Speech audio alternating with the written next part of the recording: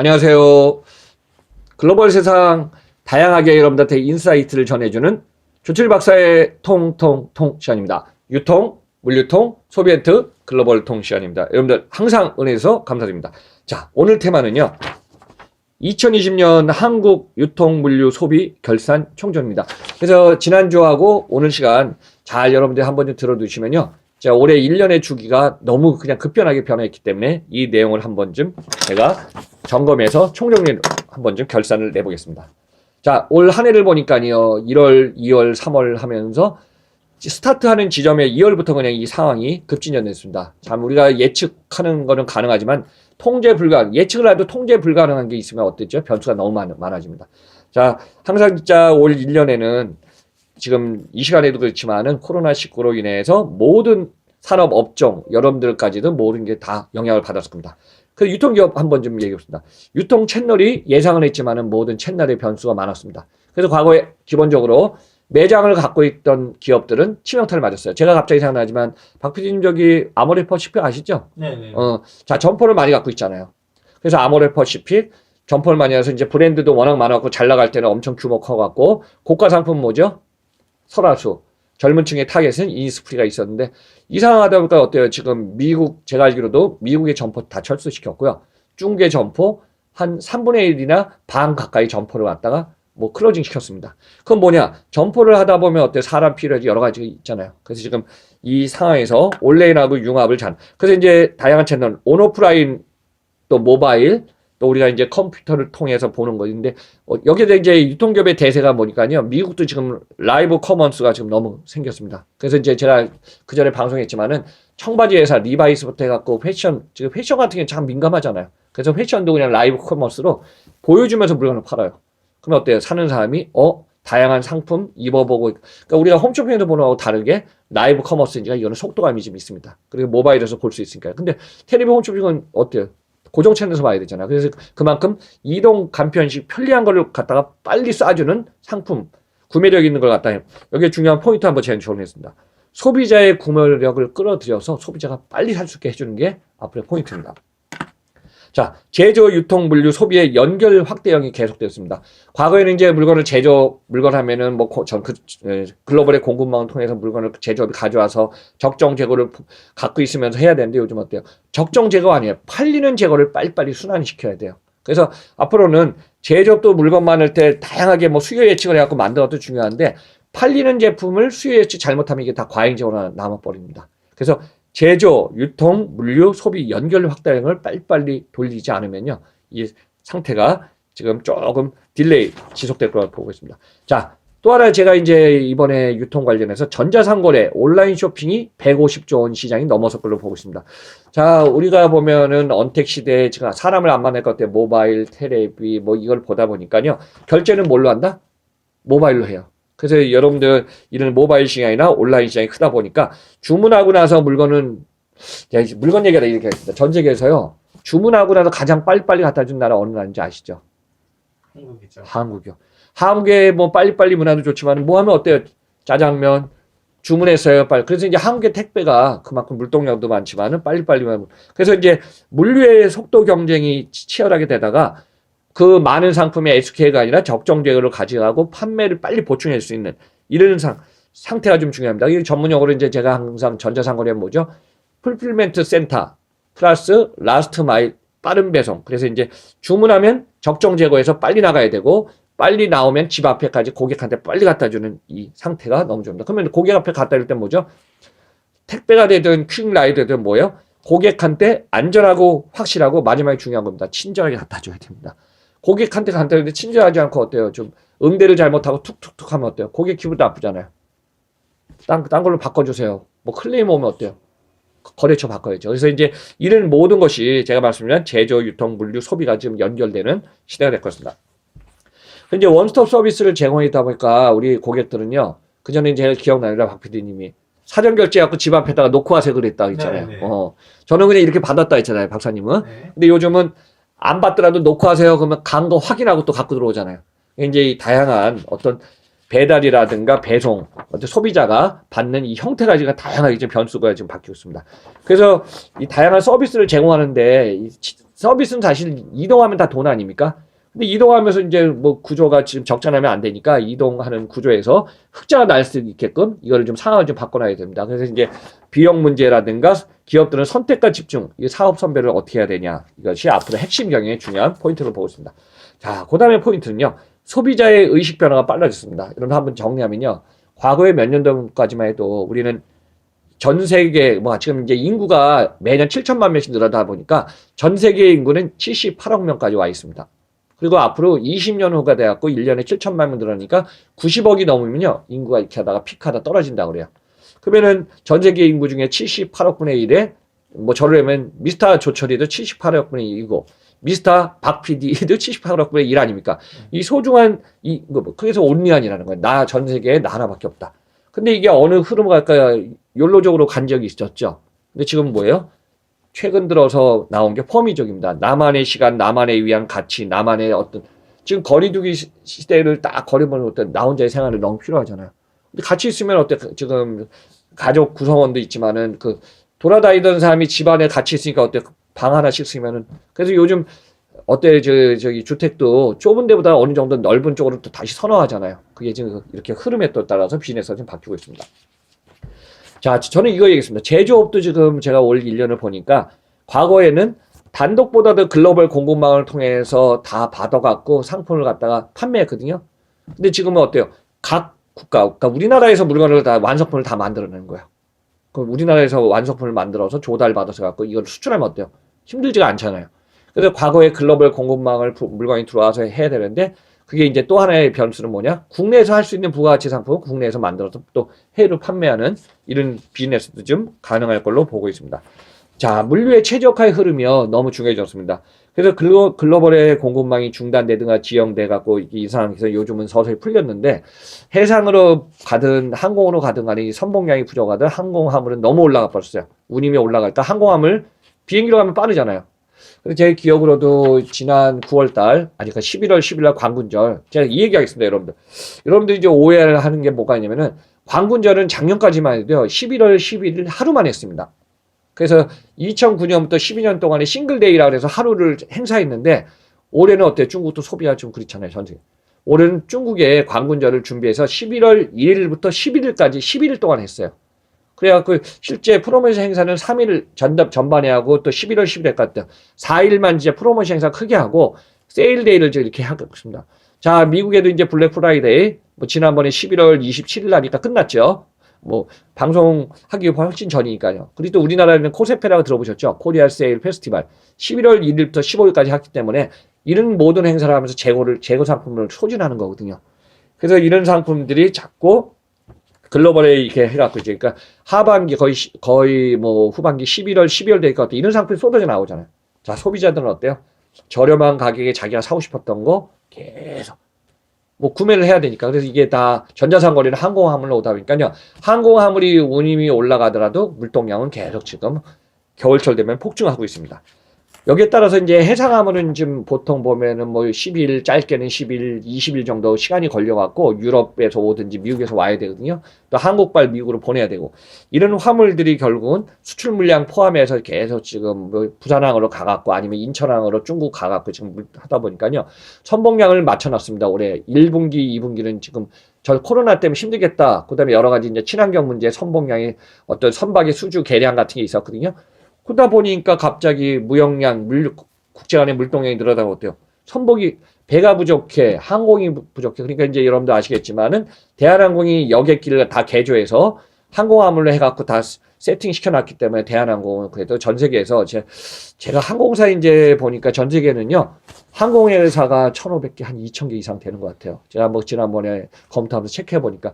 전 세계 그 많은 항공사 중에 제가 알기로도 태국 타이항공 클로징, 베트남 항공은 정부가 지원해줘갖고 다시 일단은 살아났고 그렇지 않은 대부분의 항공사들 여객을 중심으로 했던 항공사들은 어떠냐면은 물론 이제 여러분들 여객기 안에는요 우리가 비행할 때 보면 기본적인 백에지 물량 있잖아요. 20kg, 23kg 있고 뭐 비즈니스 클래스는 뭐 곱하기 2개 가지가 있고 뭐 퍼스트 2개를 넣을 수 있거든요. 근데 그 외의 화물은 뭐예요? 그 우편 화물도 넣을 수 있고 여러분들이 붙인 국제 EMS 화물도 붙일 수 있거든요.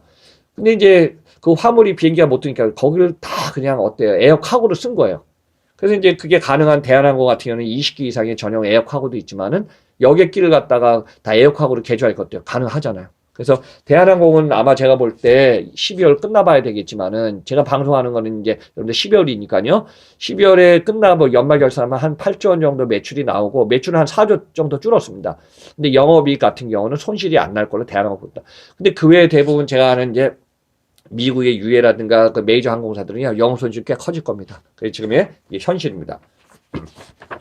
자, 2012년 2분기부터 이제 풀릴 거라고 저도 예상을 했는데, 지금 거의 4분기 12월 달을 진행해서 마무리를 보니까요, 풀린 오히려 재확산 속도로 인해서 항공화물 올해 4분기 연말까지 진짜 선봉량, 또, 해상화물, 항공화물, 물동량의 추이는 좀 그래갖고, 이거 아마 내년, 제가 볼 때는 12월, 1월, 2월 내년 큰 빅행사들이 많고, 사람들이 추우면 이동해요, 안 해요, 박 PD님? 안 하죠. 앉아서 그냥 다 주문하는 거예요. 그러니까 이제 어때 국제 특송, 택배, 퀵, 라이더 이 상품들은 그냥 계속 더 물동량이 많아질 겁니다. 그래서 이제 재고량을 최대화해서 했던 요즘은 재고를 많이 가지는 게 아니라 적정 재고의 최적화가 너무 키워드가 되다 보니까 이 상품 그래서 물건을 많이 만드는 게 중요한 게 아니라 팔리는 상품을 이게 사실 어렵죠. 상품도 압축, 그 유통 매장에도 온라인도 상품을 압축하고 또 재고 물류센터도 재고를 압축해야 되는 게 중요할 걸로 보고 있습니다. 자, 제가 2020년 올 연초에 초가격 경쟁, 프라이스워 박빙 시대가 될 거다. 근데 예상대로 상품은 많아져서 이제 국내 가다 경쟁. 그래서 요즘 상품값은 그렇게 비싸진 않죠.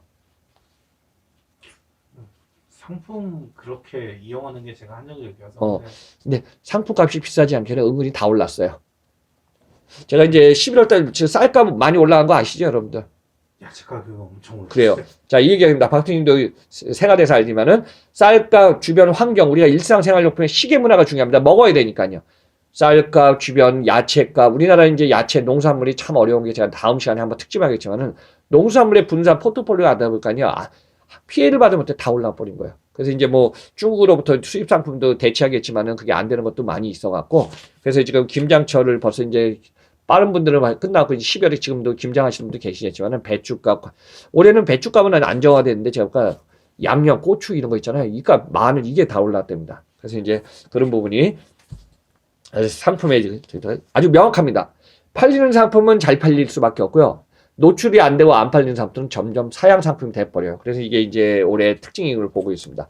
그래서 이제 언택 온라인 상품이 급증하다 보니까 물류의 중요성을 재확인한 게 올해 저한테 그래요. 박사님 뭐 물류도 오래 하시고 유통도 하시는데 물류하는 기업들은 다 잘 되지 않나요? 전자상거래나 관련된 기업은 잘 되지만 그렇지 않고 좀 힘든 기업도 물류회사도 있습니다. 모든 물류회사가 다 잘 돼. 근데 전반적으로 그래도 물류회사들은 그래도 수익 구조가 나쁘진 않습니다. 그래도 올해 유통기업하고 좀 달라서 물류도 좀 자꾸 혁신적인 물류회사들은 좀 좋아지고 있습니다. 그래서 택배, 특송, 퀵라이더 이런 기업들은 올해 지난번에 제가 이제 특집을 한번 국제 특송 얘기하지 않았습니까? DHL, 페덱스, UPS. 페덱스는 한 90조 원 이상 매출 나올 것 같고요. DHL, UPS는 100조 원 정도. 그러니까 국제 특송에 100조 원이면 엄청난 겁니다. 전년 대비 한 10에서 20% 매출이 상향 조정될 걸로 지금 예상하고 있습니다. 그래서 물류센터의 상품 재압축, 그 다음에 배송 스피드 업계 간이 치열해져 갖고 여기는 이제 회전율 싸움이 될 거예요. 그래서 이제 회전율을 속도전을 해야 되는데 퀵 라이더를 모집할래 했더니 사람이 부족해요. 그래서 이제 퀵 라이더도 물량이 20% 늘어났기 때문에 수익 구조는 좋아지지만은 그만큼 물동량이 증가했다는 여러분도 한번 확인해 보시기 바랍니다. 자, 글로벌 대경쟁 시대의 변화와 혁신에서요.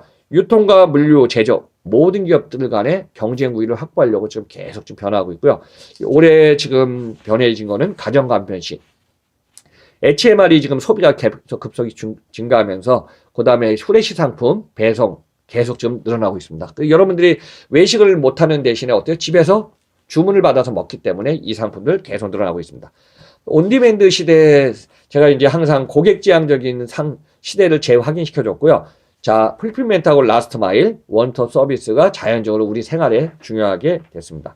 자, 올해 이제 유통물류 중요해진 것이 뭐냐면 자동화 시대에 자동화, 무인화, 로봇화가 지금 빨라졌습니다. 그래서 이제 이 가치와 속도 4차 산업혁명과 맞물려 갖고 이 속도전이 더 빨라진 게 올해 2020년이 시작이 되지 않나 보고 있습니다. 그래서 이제 코로나 주기가 제가 한 1년에 이제 라이프 사이클을 봐야 되는데 상반기는 정체되다가 3분기가 회복되나 했더니 뭐 이제 4분기에 지금 재확산이 엄청 커지다 보니까 심각 단계까지 전 세계가 지금 확산되고 있습니다. 그래서 이제 국제 간의 공황 단절을 어느 정도 풀어보려고 했지만은 지금 올 상태 안 될 것 같고요. 또 생존 경쟁의 돌파구를 찾는 탈출 전략이 필요할 것 같아요. 제가 여러분들한테 항상 그전에 그러지 않습니까?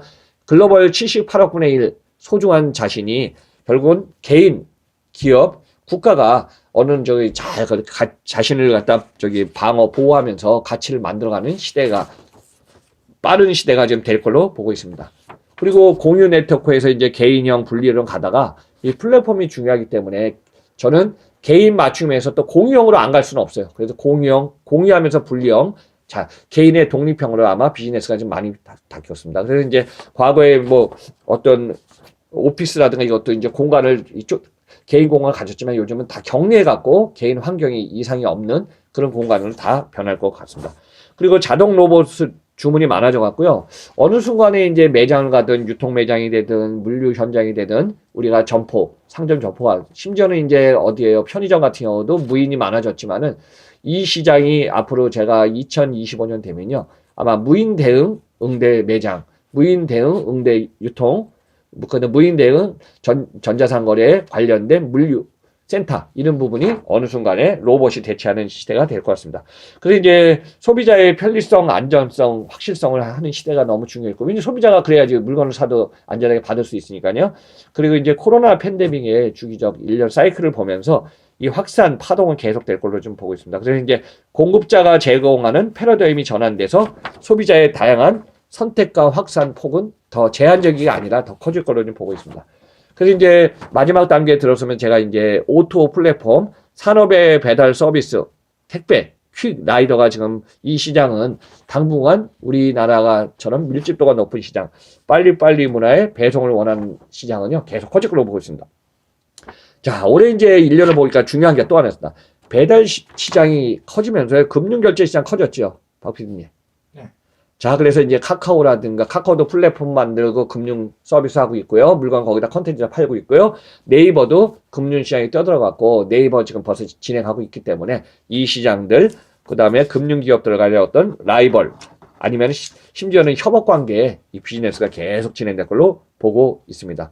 그래서 이제 이런 시장이 계속되면서 저는 이제 마지막에 1인 가구가 지금 우리나라가 이제 인구가 한 5,200만인데요. 7년 후에는 그러니까 순수 5,200만 명, 한국의 국민들은 5천만 명은 인구가 줄기 시작했습니다, 올해. 근데 외국인이 와서 이주하는 게 한 200만 명 된답니다. 그 인구까지 포함해서 인구가 줄는 시기가 한 6년에서 7년이면 이제 인구가 준다 그럽니다, 우리나라. 그러면 1인 가구 같은 경우도 600만 명이 넘어섰거든요. 그래서 우리나라 1인 가구가 많아지는 건 어때요? 주문이 많아지는 거죠. 그래서 이 시대에 우리는 혼밥, 혼술, 혼놀이 그냥 트렌드가 아니라 아주 정착을 돼갖고 여기에 라이프 스타일이 큰 변화가 있을 걸로 보고 있습니다. 그래서 이제 소비자의 가치가 변화하다 보니까 결국은 1인 세대, 나만의 가치를 중요하는 이 시대가 되다, 포미족의 시대가 되다 보니까 여러분들은 항상 보면은 환경에서 내가 어디를 가든 집에 있든 간에 외부의 공간을 이용하든 간에 나의 소중한 시간, 나의 소중한 장소, 나의 소중한 공간을 갖다 잘 여러분들이 가져가면 좋을 걸로 보고 있습니다. 그래서 이제 오늘은 2020년 한국 유통물류 소비 결산 한번 좀 총점검해 봤습니다. 여러분들 오늘도 마지막까지 조철희 박사 통통통 시청해 주셔서 감사드리면서 마지막에 구독 안 누르신 분은 쿡 하면서 응원 메시지 부탁드립니다. 자, 항상 매주 월요일은 조철희 박사 통통통 진행하고요. 항상 여러분들이 화수목금 조철희 박사의 글로벌 세상 들려준단다 조철희 여러분들이 많은 성원해갖고 아침 시간 제가 5시, 6시에 방송하면서 올려놓기 때문에 많은 분들이 청취를 해주시더라고요. 벌써 8월부터 시작해갖고 8, 9, 10, 11 12월이니까 뭐 이제 5개월째 접어드네요. 여러분들이 아마 글로벌 세상만 잘 들어주시면은 전 세계에 돌아가는 동향 인사이트를 보시게 됩니다. 항상 조철희 박사의 통통통을 해서 여러분은 다양한 인사이트를 한번 좀 가져가 보시기 바랍니다. 감사드립니다. 그럼 여러분들 다음 시간에 뵙겠습니다.